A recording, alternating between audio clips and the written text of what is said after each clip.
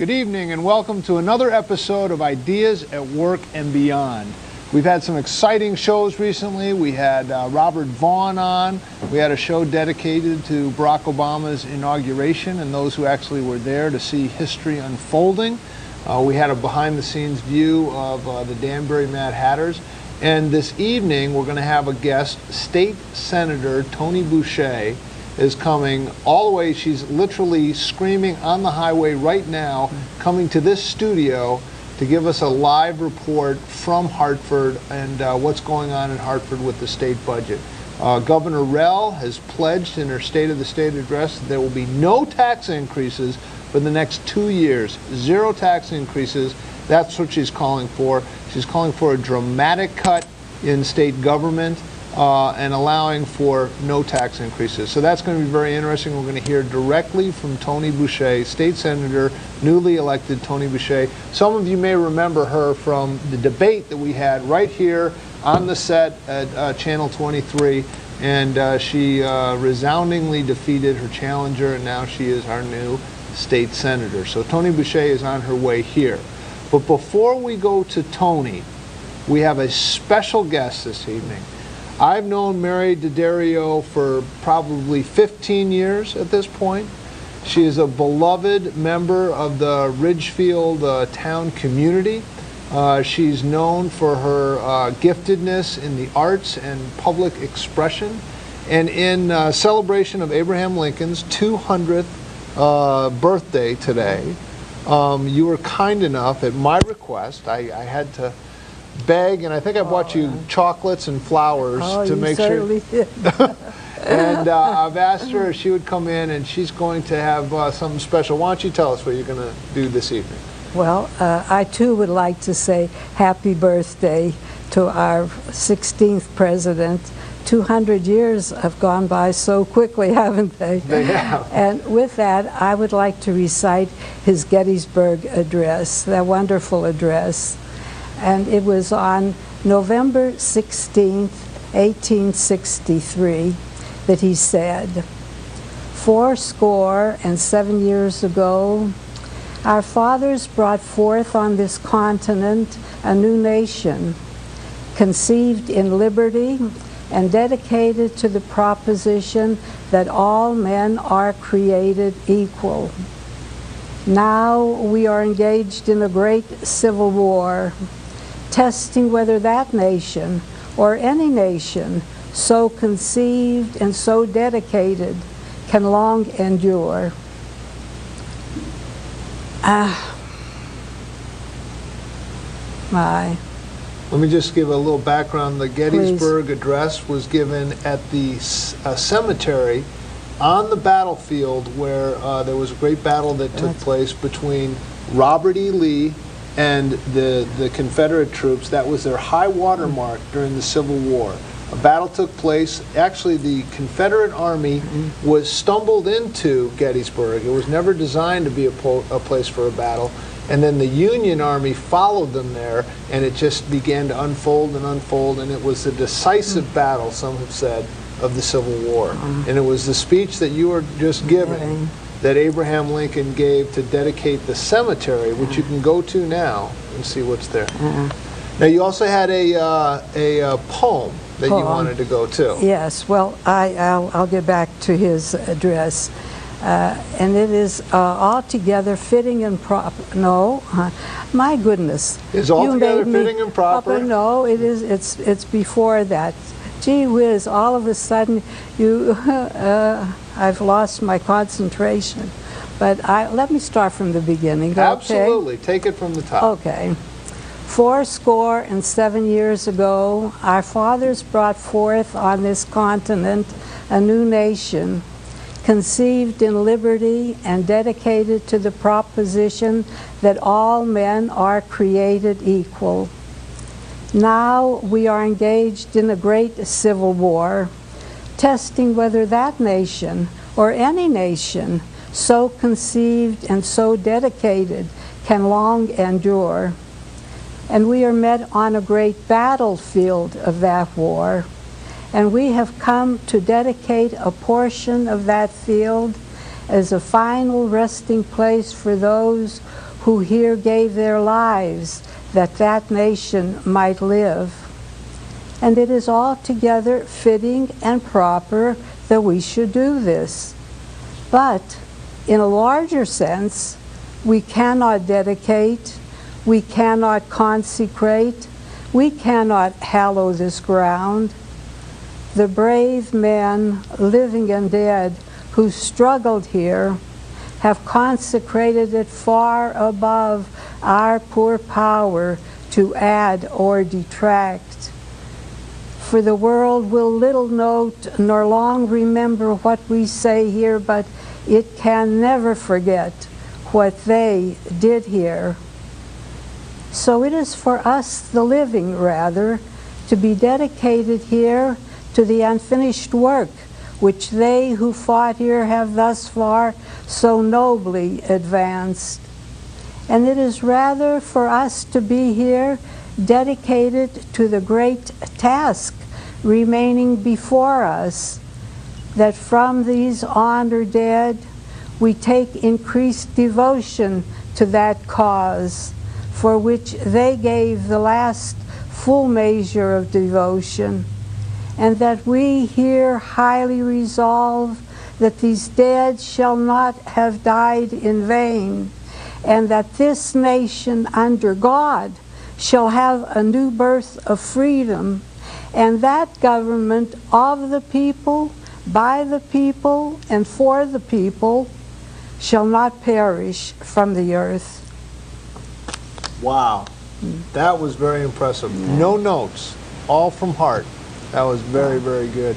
You know, Abraham Lincoln once said there was another general. I'm originally from Illinois, so I'm a little partial to Ulysses S. Grant, who was also from Illinois, and Abraham Lincoln, who was from Illinois.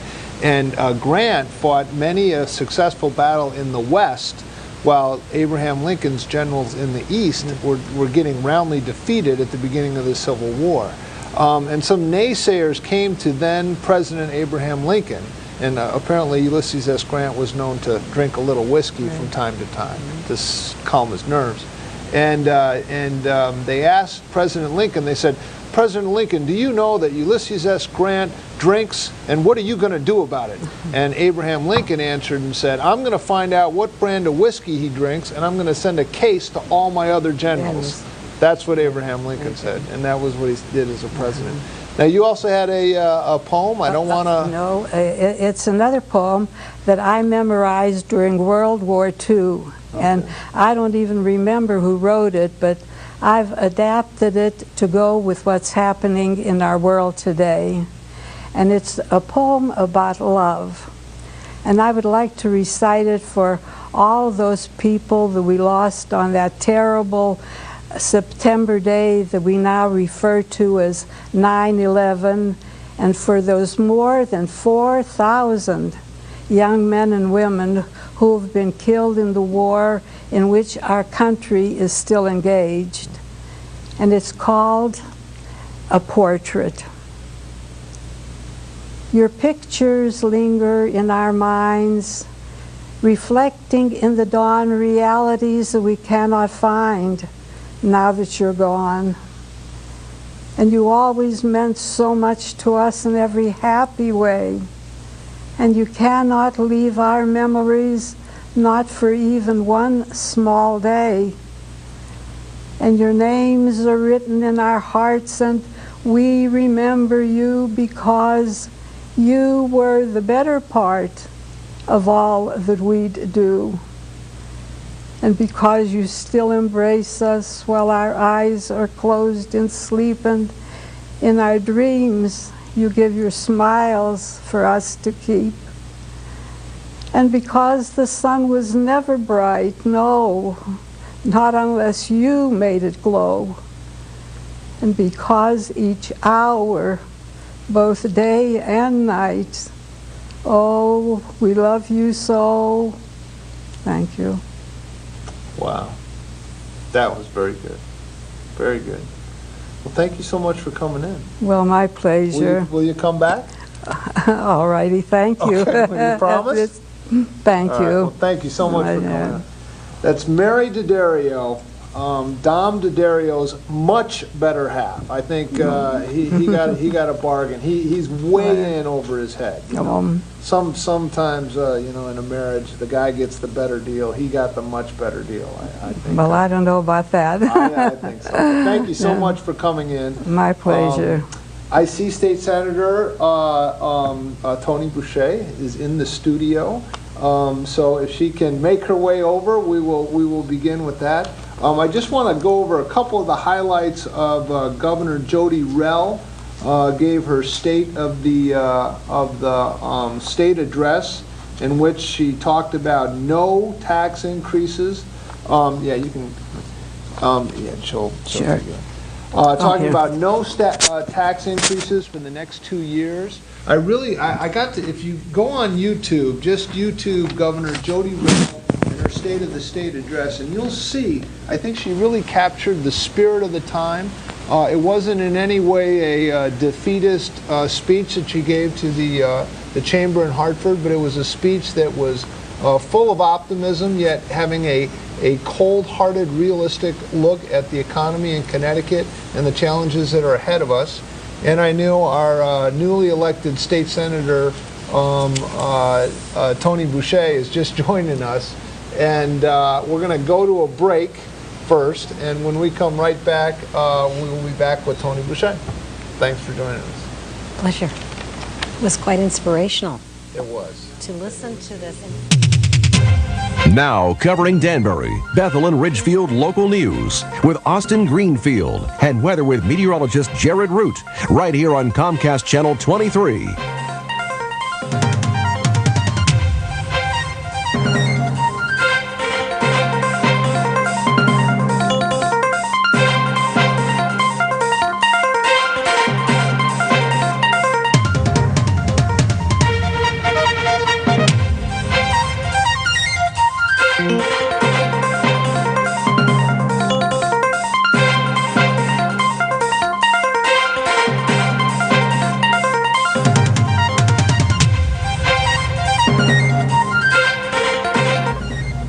Hello and welcome to another edition of Ideas at Work and Beyond News and Weather.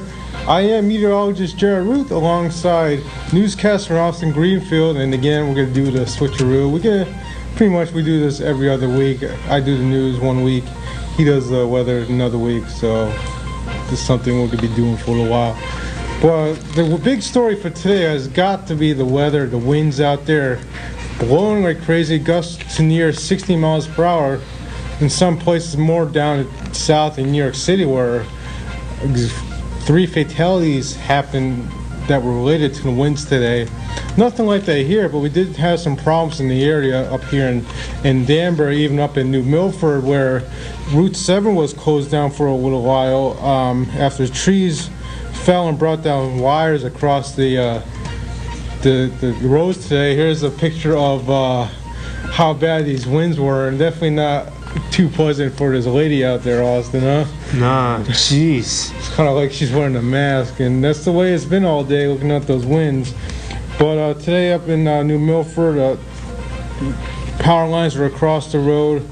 The road has since been reopened up there. Also down here in Danbury, they had around North Street, there was low-hanging wires near the road, and they closed down the road for a little while. In Danbury, the fire department received a report at about 11 a.m. regarding a power problem in the area of 72 North Street. The caller reported hearing a loud noise and seeing a blue flash. Police, the fire department, and 2 crews from CL&P responded to the scene to deal with the low-hanging wire, another apparent result of today's weather. The road was closed from roughly Valero gas station at 84 North Street to 72 North Street. So a lot of problems today with those weather. That has since been cleared up around 2 o'clock today, this afternoon. That power has restored in the area over there. So that's good news.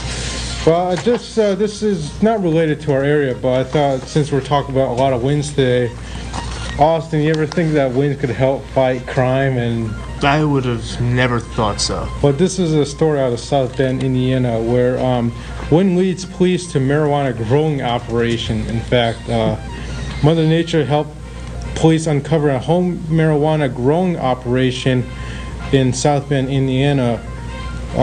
Police said a gust of wind set off the security alarm at a home in western St. Joseph County on Tuesday, prompting Indiana State Police Trooper Mike Dockery to investigate. Dockery found the back door of the home open. Inside the home, his police dog indicated the presence of drugs. Police found 19 marijuana plants and 40 grams of processed marijuana. No arrests have been made, but St. Joseph County prosecutors are revealing possible charges against the homeowner. So, what a way to Mother Nature to fight crime. Yeah, it's a good thing. Winds can be a good thing. Yeah, but today, Austin, the winds were not a good thing for the area. No, the winds were not. They were gusting to, as you said, near 60 miles an hour, but that was more south of the area. But still, they were gusting probably 40, 45, even 50 miles an hour occasionally today. And, well, let's dive right into it. Let's take a look at the Weather Almanac. We saw a high of 51 degrees in Danbury, a low of 43, and 0.14 inches of precipitation. That was in the form of rainfall. The weather headlines shape up like this: a windy night, not as windy as today, but still you're going to have to hold on to your hats, folks, because the gusts could range up to 45 miles per hour. A colder day Friday, highs only in the upper 20s to lower 30s, and then a dry through the extended period. We're not going to see a raindrop or a snowflake coming out of the clouds for the next 5 days. Taking a look at the forecast for tonight: Bethel 28, Danbury 29, Ridgefield 29. Still very, very windy. Winds northwest at 15 to 25 miles per hour. Gusts up to 45 miles per hour. And you can't rule out a shower or two through the overnight. So definitely want to hold on to your hats tonight. Taking a look at the Friday forecast: mostly sunny and cold. Highs 27 Bethel, 28 Danbury, 28 Ridgefield. We're back in winter tomorrow. Winds northwest at 15 to 20 miles an hour. Still quite windy out there with gusts up to 30. Okay, taking a look at the 5-day forecast for the 5 days of your life. Friday, 28, mostly sunny. Saturday, warmer, see a high of 39 degrees under mostly sunny skies, and we're going to keep that upper 30s trend all the way through Tuesday with mostly sunny skies and lows around 20 degrees. Well, that does it, folks, for your news and weather. I'm Austin Greenfield, and we'll return with more of Ideas at Work and Beyond after this.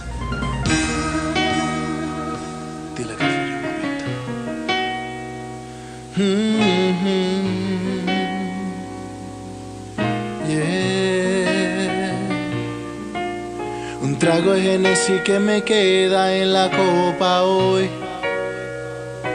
y con dolor te digo adiós, pensando que yo te perdí y yo no sé qué hacer. Welcome back to Ideas of Work and Beyond. I'm still touched by Mary D'Addario and her rendering of the Gettysburg Address, and then that poem on love and specifically geared towards 9/11. That was very touching, and I've begged her to come back, so Mary may be a regular on the show. We are delighted to have State Senator Toni Boucher, who's joining us literally directly from Hartford, the corridors of power. And you sat in on Governor Rell's speech on the state of the state, and there was a lot there. What jumped out at you? There's an awful lot there. And first of all, I want to say that it is a very difficult time to be in her shoes or in any elected office right now, because there is a tremendous amount of fear and uncertainty in the communities that we represent, and there's a real paradigm shift, and nobody's quite sure where we're going to be headed. So what was very impressive about her budget address was that she had literally put in that budget almost everything that I have been hearing from our towns in the Senate 26th district, all 7 towns. And what they are saying is we need a relief of mandates, we don't want more taxes, keep us whole in funding, because if you reduce the funding, it's just going to translate into a higher property tax property tax increases for our local districts. Right. So she really did that. And in that budget, she first and foremost called for no tax increases. She's maintaining funding levels from for all of the towns and school boards. There were no spending increases in addition for the state government, which is very unique, because for all the years I've been there on the House side, Right. there's always been a very large increase from one year to the next. She also called for an extraordinary consolidation and elimination of a lot of state agencies and commissions. Yeah, this well- was extraordinary. There were 13 commissions, 10 agencies that can be actually melded together, and she also called for a significant amount of a canceling of state bonding, nearly $400 million. She's seeking concessions from the state employee unions, which I might add is going on in all of the towns and cities. Yeah. Folks on both sides of the aisle there are sitting down, and they are coming together, and they're actually working hard together. It's something that hasn't happened yet at the state level, but must occur very soon. Are the contracts, are the unions open to having the contracts? Well, we're having a problem there. renegotiated, or- I think that is I mean, a this sticking doesn't really point. come down to, look, if you can give some concessions on health care, for example, Right. we may be able to avoid layoffs. If not, we're going to have to lay off 10%. Well, your exactly. choice. And more often than not, the unions are saying, hey, throw them under the bus, keep our contract, no give back. What's incredible is, and what's unique, is that local towns and communities are coming together with the unions, and the unions are working to become cooperative when they don't really have to, because at a local level, we really can't change a contract once it's been through binding arbitration. Right.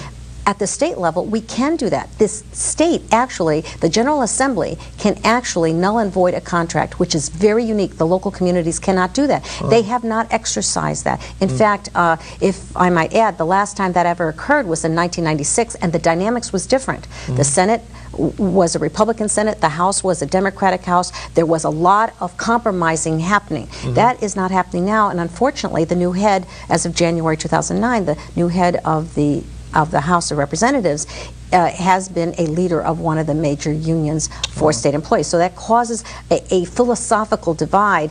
But, and more troubling, I have heard that in order to gain concessions on the part, and I'm hoping they're going to change their mind on this because things are so bad, the only way that they will entertain any concessions at all is if they are given tax increases on the rest of the population. And that is not something we want. That's right, and you know better because you're there every day, but in Hartford, you can have a Republican governor that lays out this plan, a lot of which has some very, very attractive stuff from a fiscal point of view, from the future of the state, from making Connecticut attractive to businesses, which in the end is going to be what brings back this economy. Absolutely. So there's all this good stuff, but realistically, from a political point of view, is this dead on arrival, or what are the chances of this stuff actually getting through a Democrat-controlled Senate and a Democrat-controlled House of Representatives? There are some areas in here, such as consolidating our VOTEC schools and merging them with the community colleges. A very bold and new idea. That probably will possibly gain some support because it isn't union-oriented. But what about the big zero thing, tax increase thing? well, and that's What about the opening union contracts? What about shrinking the size of state government? she has even proposed. Get this, she's proposed suspending binding arbitration for 2 years. See, I like this. Not to interrupt, but the phone number here is 792-4101. 792-4101. They can scroll that at the bottom of the screen.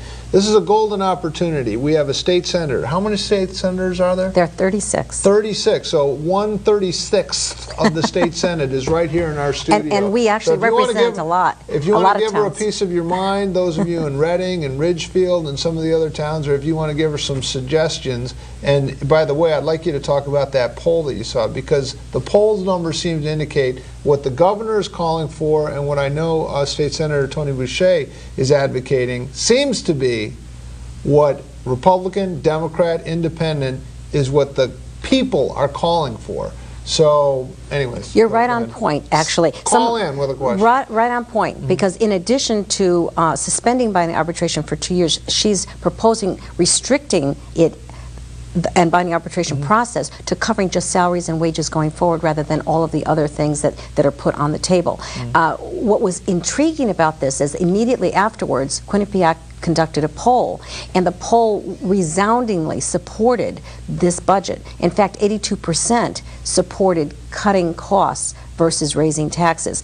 And her popularity rating is higher than ever, 75%. So she is resonating with the public, and with good reason, because it's what I'm hearing. As I said, I've met with a lot of our towns. I've talked at length with our Board of Ed members from each of our towns, and Board of Finance and First Selectmen. Some of the things they put in there, some of the mandate relief, a couple of really big ticket items, she has taken and put in her budget to suspend them for that period of time, at least until things get better. And you know, things aren't going to get better for a while. What is troubling me particularly is that there's more to come, because as unemployment numbers grow, as they will assuredly, those that are lucky enough to get severance, those that are lucky enough to have unemployment insurance, can live off of that for a while. But 6 months to a year from now, when that all runs out, it's going to be even more dire. And I think that the public will have a very difficult time swallowing some of the things that I am finding. One of the committees that I've asked to serve on this term, instead of appropriations, was the Finance Committee. And the reason for that is I was very concerned that we would have increases in taxes. And I believe that that's one of our big issues in Connecticut. And sure enough, just this last week, sitting in that committee, there was several proposals, 2 large bills that proposed taking our sales tax that we have now, taking it from 6% to 5%, but putting it on everything, and also taking away our current tax exemptions that are on food, that are on pharmaceuticals, that are on clothing under $50, and many, many aspects of our manufacturing industry and small business. And they want to, in other words, take away that exemption, which is a 5% tax in areas that they don't have. In addition, they've proposed assessing legal fees, accounting fees, and other services that are provided a 5% sales tax that was never there before. What's troubling about that is not just you and I that might need the use of those services, but many small businesses must have those services in order to conduct their business. So in addition to getting a 5%, new 5% sales tax on their goods and services, which when I asked them, can you pass that on right now? They said there's no way they can, because competition is fierce, the environment is such. In addition to that, they're going to be assessed another 5% on a sales tax for the services they need to conduct their business, like legal services and accounting. For those of you young whippersnappers at home that maybe don't remember, I know Dom and Mary D'Addario remember when Connecticut had no state income tax, but they did have sales tax, and they had it on a lot of things. Lowell Weichert, I'm ashamed to say, helped usher in the state income tax, and at that time they did away with a lot of the state sales tax. So, you know, you're going to get us here or you're going to get us there. As this thing has evolved, it's, I'll tell you what, you know, now we're going to get you with the state income tax, but we're going to lay off the sales tax. But guess what? That sales tax keeps coming up and up and up. It increases, it spreads to different things. The only time it went back a little bit was when Governor John Rowland rolled some things back, on like haircuts and house painting and newspapers and some other things. Exactly. But what you're telling me is that the government is getting back in those areas and trying to raise taxes. Let me just go real quick through this poll. This is your information that you got. This is Quinnipiac. They're known for having very accurate polls. It says, statewide, to balance the budget, if you had the choice, would you prefer raising taxes or cutting government programs and services? On a 67 to 23%, 67% said cut government. Only 23% said raise taxes. To balance the state budget, if you had the choice, would you prefer raising taxes or cutting government programs? Again, 67 to 23. What do you think about the cuts in state services that Governor Rell has proposed in order to balance the state budget? Do you think Rell's proposed tax cuts in state services go too far, not far enough, or are they about right? The overwhelming majority, 51%, said they are about right.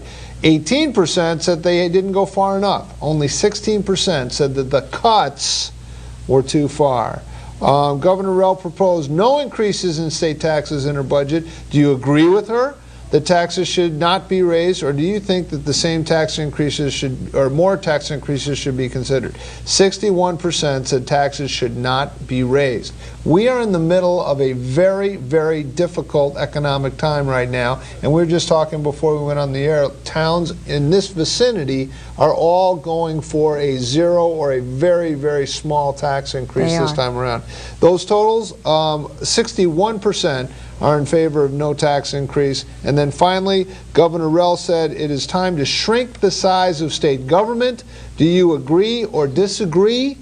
82% of the state agreed, only 13% disagreed. So it would seem like at a time like this, you're talking about Nick Perna, the economist. I am. What was the analogy with tightening your belt? I think it flopped. We have a fabulous economist in our district in Ridgefield, Nick Perna. He's going to be on our show on I'm so glad March that he 26th. is. He'll be coming in. He recently made a fabulous analogy, and it's right on point, because I think we have a sort of a GM problem in Connecticut with our large legacy and high structural costs for the services we give. And he says it's not about tightening your belt. He says, but because when you're overweight, tightening your belt only produces that weight to go over your belt. What we should be doing is going on a good, strict diet, getting healthy, staying trim for the long term, so that we can live longer and prosper. And so that is a perfect analogy for where we are with state government. There is no question. And I have to tell you, with 82% of the public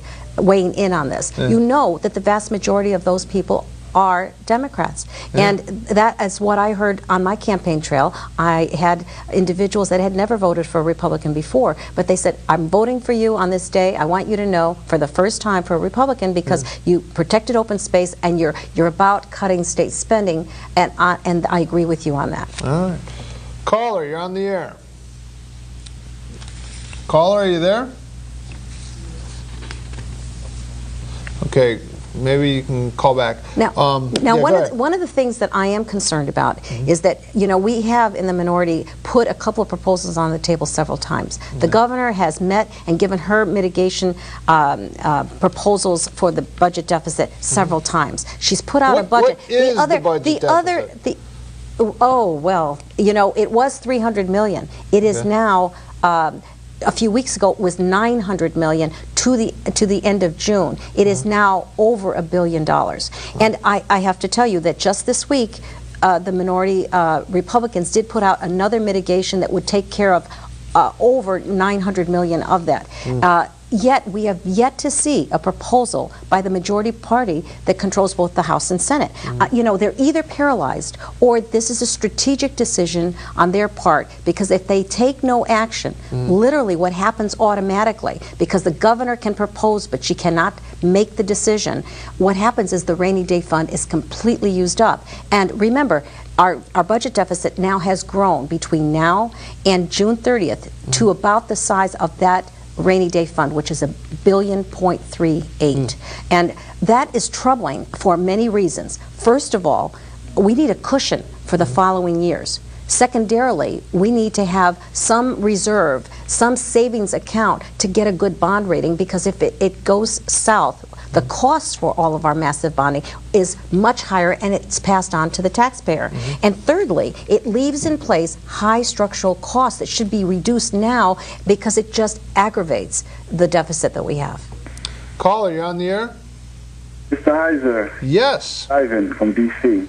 Ivan Alston, he is the founder of this program. The lead-in for this program that has the statues of Haitian patriots, that wasn't my idea. It was Ivan's idea. Well, I'm so glad he called in. Absolutely. Ivan, you're calling from Washington, D.C. Yes, State Senate Boucher, congratulations. Yes. Thank you, sir. I have two questions for you. One is the stimulus packet. I wanted to know if you see is there any money that's going to help Connecticut on any project? And also for the budget this year, I wanted to know if the state is actually cutting or increasing funds for the disabled and the senior citizens services. Wow. Well, two very good questions. The very first one, I do believe all of the states are going to get something in that budget, whether it's for transportation purposes, Medicaid reimbursement, some education funds, not as much as we would have liked. There was a discrepancy between the first proposal and the second one, where we were possibly going to be losing about $40 million.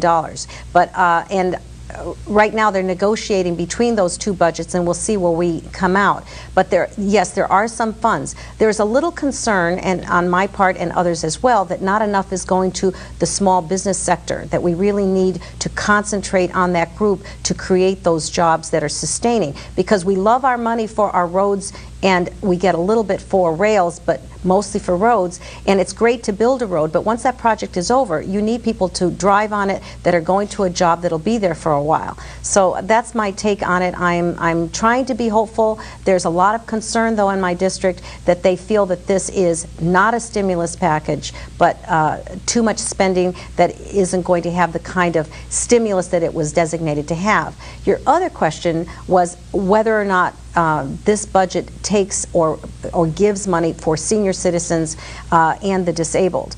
I can tell you that we have held the town's whole, which means that the funds for our special education students are in there. It also has kept our Department of Social Services intact, so that is very good news because that's where a lot of our funds for senior citizens go. And I would maintain that having a budget that has no tax increase in it helps our seniors immeasurably, because they are the ones that are most affected by a tax increase. They're living on a fixed income. Anytime we raise that, of course, it reduces their ability to spend, and they are the same people whose 401k and savings have been drastically reduced as well. Okay, so basically, I don't know if you answered it because I didn't hear you say, but if you did, can you repeat it? Is the state going to increase funding for the services, or is pretty much going to stay the same? It would be, no, it wouldn't be increasing anything. It would be stay flat funding on most line items, with the exception possibly of what they're going to be getting for Medicaid reimbursement coming from the federal government. I see. Now, so Ivan is in Washington. Everything is pretty much going up, but there's no increases for them to meet the high prices. Well, the increases could come if, in fact, the majority party gets their way from the standpoint of tax increases across the board. But even with their proposals, it would be just to maintain things at equal footing. As you said, costs are going up, but the majority of the costs, as in towns, it is with the state as well, is in labor contracts, the 5% and 6% increments that are going in place automatically without any negotiations afoot. In our local towns, there are negotiations to possibly forestall any of those increases. We're hopeful that we'll get some cooperation on the state level where we can also have that as well. We have proposed things like furloughs, maybe early retirement packages, but the bottom line, and even maybe one day off a month, that could save quite a bit of money.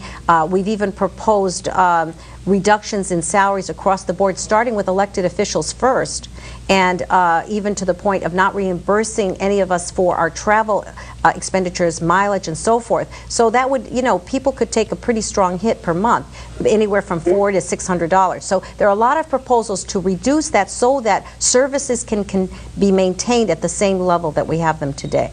Okay, last question. Okay, go ahead. Government smaller. This is the perfect opportunity to make the state government smaller than what it is now. Is there a chance to that?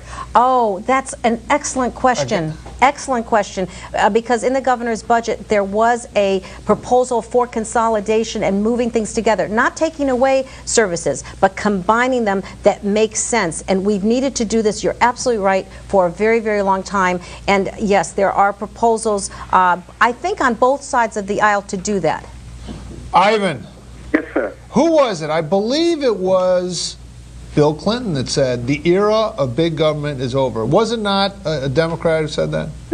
I cannot confirm that. Well, I'll YouTube it, but I'm pretty sure I'll send you the link. Can I make a historical real quick? comment? But then we're gonna take a quick break, and we're gonna have some other voices. Well, I cannot help but end this section since it's such a historical day, the 200th anniversary of Abraham Lincoln. But there's another wonderful historical figure, Booker T. Washington, who wrote a fabulous book. Up from Slavery, and I know you will like this. And he maintained that the best prospects for us in the future would be education, industriousness, and self-reliance. And if that was true in 1901 in his book, it is certainly true today, and I think we have to go back to those basic principles. Didn't Teddy Roosevelt have Booker T. Washington to the White House for lunch or something like that? I believe so, but I think you just did. want to say this to Senate Boucher. I really applaud you for saying that today is also a special day for Booker T. Washington. Okay. It is. I got a break there on Booker T. Washington. Thanks a lot, Ivan. Hang in there. Make sure you give all your students good grades. All right. We're going to take a quick break, and we're going to come back with Al Robinson, part of the Hat City blog. You'll want to check out that blog. There's always something interesting on there. Actually, he has the entire speech from Jody Rell. It's on there on video. Go to Hat City blog. You can watch the whole thing. He's going to be joining us. Oh, great. And we're going to take a quick break, though. We'll be right back. Great. Well, you know, he's my... C'est moi. ¿Qué pasó, nena? Yeah. Controlando la zona y el bloque. Tú me escuchas. Malicia. Young Cass. Jamie. Here we go. Los comandantes de tejero. Nosotros somos los mejores. Con sentimiento. Part 3. Ella es una criminal. No la pueden controlar. Baila con todos los hombres y no se deja tocar. Ella es una criminal. No la pueden controlar. Baila con todos los hombres y no se deja tocar. What will it take to warn you about the danger of radon gas? It's a threat in 1 out of every 15 homes. You can't see it, smell it, or taste it. So, many lung cancer victims never knew about this risk. A simple home test might have warned them. Don't ignore it. Protect your family and test your home today. Call 1-800-SOS-RADON. Homes with high radon levels can be fixed. We envy their style. We worship their beauty. And now we know their pretty little secrets. I can make you look taller or shorter, fatter or thinner. I can even make you look younger. Don't miss AMC's stylish new show, Hollywood Fashion Machine, a who's who of Hollywood glamour. They carved the image. Join us for an exclusive look at the style makers behind the stars on AMC's Hollywood Fashion Machine, Monday at 8 p.m. Eastern. To miss it just wouldn't be fashionable. Hello, I'm from... C'est moi. ¿Qué pasó, nena? Yeah. Controlando la zona y el bloque. Tú me escuchas. Malicia. Young Cass. Jamie. Here we go. Los comandantes de tejero. Nosotros somos los mejores. Con sentimiento. Part 3. Ella es una criminal. No la pueden controlar. Baila con todos los hombres y no se deja. Welcome back. We're joined by Al Robinson of Hat City Blog. Al, you've heard the goings-on. What are your thoughts? Well, let me just get right into it. One of the things that the governor has brought up is will be affecting working families. I'm going to take this from a working family perspective. DMV fees. Right. Are you supporting doubling all the fees that are at the DMV? You know, there are things that have been in the past in the governor's budget that I have agreed with. The vast majority of them. There have been many things that I haven't agreed with. I personally am not a fan of raising any of our fees. I think our fees are too high. There's also fees for licensure. You know, if you're a lawyer, an accountant, a doctor, your fee is double that of any other state in our region. It's $450 versus $200, and it goes right down the road, as you said. I'm not fond of eliminating our tax exemption on food, of all things, pharmaceuticals. Who does that hurt the most, as you say? And so, no, I'm not a fan of fees at all. And I'm hoping that through this negotiating process, at least there are proposals on the table. Okay, the idea now is to get the other side to put their proposals on the table and let's hash it out. You're saying in the governor's proposed budget there's an increase in fee for DMV? Anything that goes through the DMV will be doubled. For instance, my wife and I, our licenses are coming up for renewal, our registration is coming up for renewal, and my admissions is coming up for renewal. And I'm a working family person, so this is how it's affecting me. So when the governor says no tax increases, it's a little misleading because you're raising a lot of fees and you're taking away a lot of services. talk to a lot of people who are on the Husky program who have to be paying a little more. Governor Bill Clinton, when he was first elected governor in Arkansas, raised the fee on license plates in Arkansas. They threw him right out of office.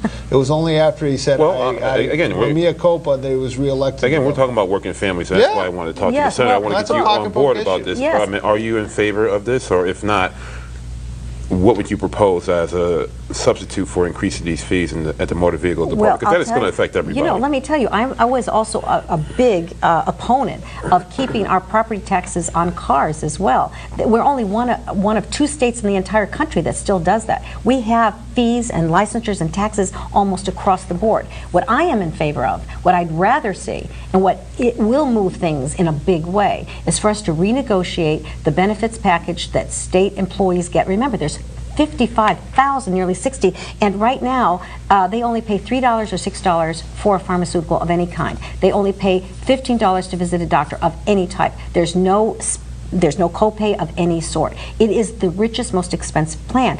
Add to that there's 5%, 6%, and 7% increases in pay that the rest of the state doesn't enjoy, and currently 5% annually. Yeah, that's a minimum annually, and these are contracts that can be null and void by the legislature if they wish to do that. And remember, that is happening in our towns. It's happening in our businesses. People are reducing to save jobs. That is a way to do that. So if we can get them to come to the table, look at that, and they can save the state jobs as well. And rank and file workers at the state have already come to us and said they would be willing to do that. So if the rank and file would just vote on this, we would be getting somewhere. However, the leadership is opposing that. There's some philosophy that they would rather cut 10% of the workforce and keep the other 90% whole at the higher level, and they'll be heroes at the end. And in today's environment, that's just not going to hold. I think we have to change our mindset, and there is, given how much worse it keeps getting on a weekly basis. I think there's some hope. There's still some hope. But I agree with you. Okay, another thing, after the governor gave her address, I think Speaker of the House Donovan, I think Williams brought this up also, President Don Williams, that the budget that the governor proposed is taking in a $6 billion deficit. It was based on that, but it could be worse. But you are right. But the moment she gave that address in January, we knew it was going to be $8 billion. So there's a $2 billion gap right there. Well, let's be clear. When she gave her budget address, she didn't give a budget address. She gave a State of the State address in January. The budget address was just now in February. Right. Things dramatically changed from January to February, where everyone was looking at a $3 or $4 million budget deficit between now and June the 30th, has now turned into, it was at one time a $922 million, which is now a $1.4 billion. The reason for that is the changes were not made last year when we asked them to make the changes. Why? We've asked the leadership of the House and Senate to make those changes because we knew that the changes to contracts, the changes in shrinking some of our agencies. There are all kinds of changes we could make. The elimination of certain commissions. All of those could have been made if we had done it there. So we're maintaining a champagne budget, but all of a sudden exactly. And as those grow, your deficit is, in fact, it's growing at $870,000 a day. And so it's mushrooming. And by forestalling the decision and waiting for us to hit the wall so that the trigger will happen, which is spend down the savings account or the rainy day fund automatically. That doesn't do anything. It's a one-time shot, but it keeps those structural costs growing into the future. So that's not helpful. Let me just ask you, because do you agree in principle with this concept of the structural costs are too high in the state of Connecticut and they need to be reevaluated, especially in this economy? I mean, do you fundamentally agree with that, or do you feel like all we really need to do is raise taxes, let's go after a millionaire tax, my thing is this. Get more money? No, wait, my thing is this. When you look at the governor's what she proposed, based upon a $6 billion deficit, and you know it's going to be $8 billion, that's a $2 billion difference. So what I'm saying is, I think at some point in time, raising taxes is going to have to be put on the table. What you're doing, in my opinion, is just punting the ball to the legislature to do this, so you can come off saying that, well, I'm not raising taxes. But at some point, you're going to have to do something. I disagree. So you're still you have a $2 billion gap, so how can you make up for it? Okay, so you're saying that the governor is saying it's kind of like George Bush #1 when he said, read my lips, no new taxes. So the governor is saying, read my lips, no new taxes, but down the line, everyone knows that there's going to be new taxes because the numbers just don't add up. First of all, you're saying no new taxes. I think taxes is just a nice catchphrase. You're saying no new taxes, but increasing fees to a point what where the governor says is 0% tax increase. Well, 0% but there's tax fees here. There's that could be even worse than like if you do a tax increase. Again, my wife and I, driver's license, registration, emissions. That right there, you do the math. Everything's going double. See, I think the Quinnipiac poll echoes this concept. Is the people are saying, enough with big government, especially now. We can't afford it. We can't afford keeping it. It can't be business as usual, which is going to mean tax increase because revenues are down. That would be compounding the problem. And this is where the outcry. Like pouring gas on a fire during absolutely. the recession. There's almost a mood of a taxpayer revolt because if individuals are getting cut with their pay or losing their job, and even the big bonuses, they're gone, that the state, by the way, lived off of, and the towns are cutting their staff and they're negotiating down, and then they see the state is not doing any of those things, there's a disconnect. They feel like they are supporting a bloated government that refuses to also do the things that they are doing. Why should the public, which the government is there to serve, cutting, sacrificing when that same thing is not happening? It has to be equal. We're all in this together, and that's the approach that we need to take.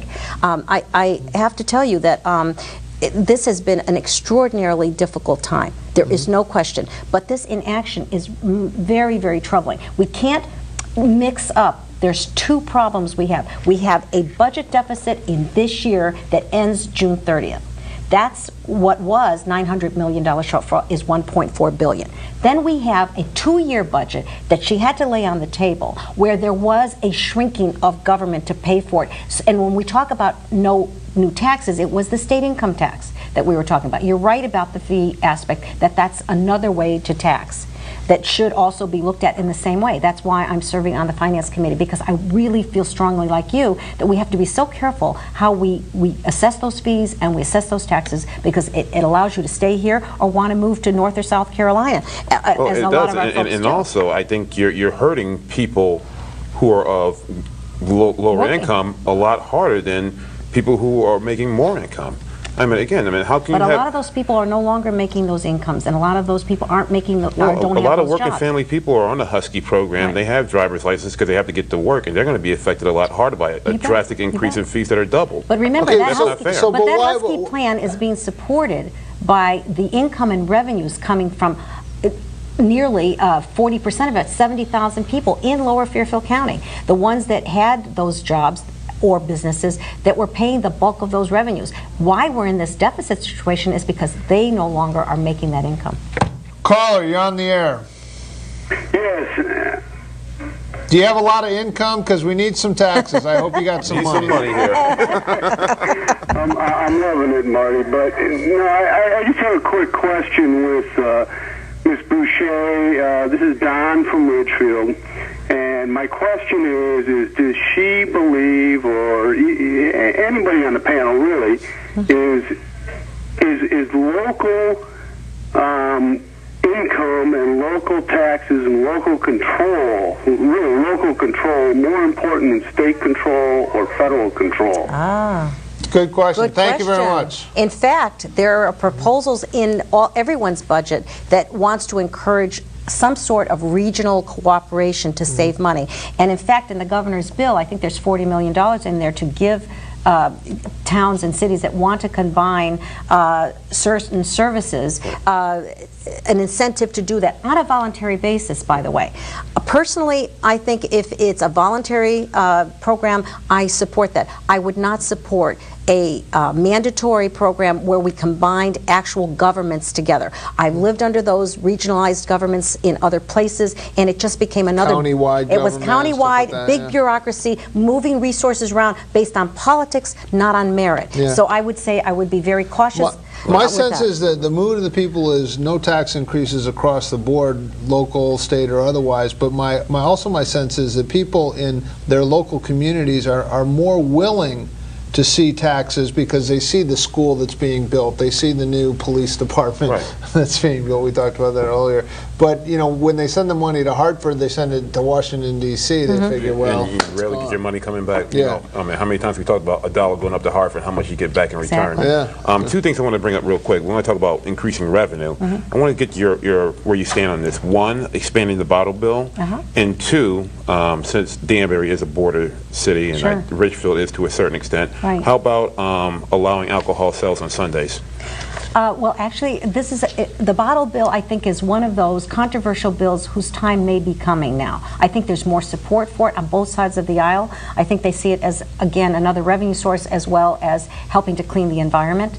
So that has actually been in both parties' proposals this year. Unusually so. The folks that don't like it, of course, are the retailers that are concerned about the higher cost and the space that they're going to have with trying to, you know, to actually manage the process of that. And don't they keep the unclaimed returns also? I think they have, but the governor is trying to get it back. Get that back, right. Right, because it represents about $35 million that can be achieved, but it's something that they were accustomed to having, and some would like to tell you that that is because, you know, they use that to manage that whole program.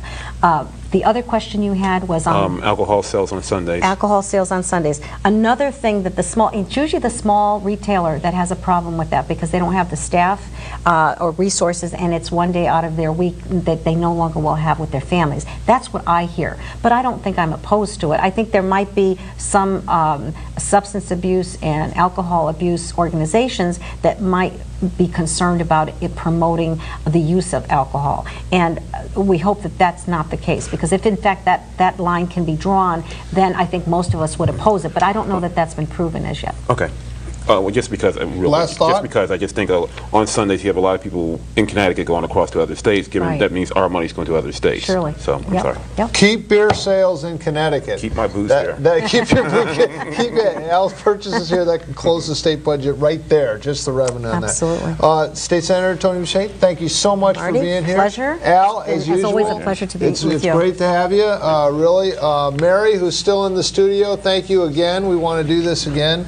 And my 2 cents is, cut state spending, cut the budget. Everyone's tightening their belts. Everyone's sitting at their kitchen tables figuring out how they can do more with less. That's what they got to do in Hartford, and they should do it now. Thanks. Next week, we're hoping to have John Fry on, and in 2 weeks, we're going to have a show strictly on Danbury, and you're going to help us out with Remember, that. no tightening of belt, going on a diet is what we need to do. That's right. An Elm diet. Eat less and move. That's the key. Hartford's got to consolidate and spend less money. Thanks for joining us. We'll see you next week on Ideas at Work and Beyond. Good night. Wind it up, pick it up, pick it up. Wind it up, pick it up, pick it up.